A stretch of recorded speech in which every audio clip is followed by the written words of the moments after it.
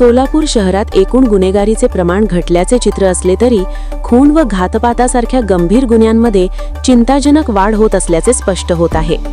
गेल्या काही महिन्यांचा आढावा घेतला असता दर महिन्याला किंवा 1.5-2 महिन्यांच्या अंतराने खुनाचे प्रकार घडत असल्याने नागरिकांमध्ये भीतीचे वातावरण निर्माण झाले आहे।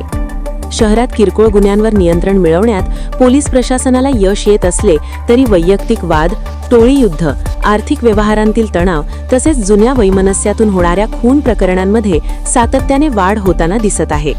काही घटनांमध्ये भर दिवसा तर काही ठिकाणी वस्तीमध्येच खून झाल्याच्या घटना समोर आल्या असून यामुळे कायदा सुव्यवस्थेवर प्रश्नचिन्ह उपस्थित होत आहे। या वाढत्या गंभीर गुन्ह्यांमुळे सर्वसामान्य नागरिकांमध्ये असुरक्षिततेची भावना निर्माण झाली आहे। गुन्हे कमी होत असल्याचे सांगितले जात असले तरी खूनसारख्या घटना वारंवार घडत असल्याने प्रशासनाने याकडे गांभीर्याने पाहणे गरजेचे आहे, अशी प्रतिक्रिया नागरिकांकडून व्यक्त केली जात आहे। दरम्यान गुन्हेगारीवर आळा घालण्यासाठी पोलिसांनी गस्त वाढवावी, संवेदनशील भागांवर विशेष लक्ष द्यावे तसेच गुन्हेगारांवर कठोर कारवाई करावी अशी मागणीही नागरिकांकडून होत आहे। खून व घातपाताच्या घटनांवर प्रभावी नियंत्रण मिळवण्यासाठी प्रशासन कोणती ठोस पावले उचलते याकडे आता सर्वांचेच लक्ष लागले आहे।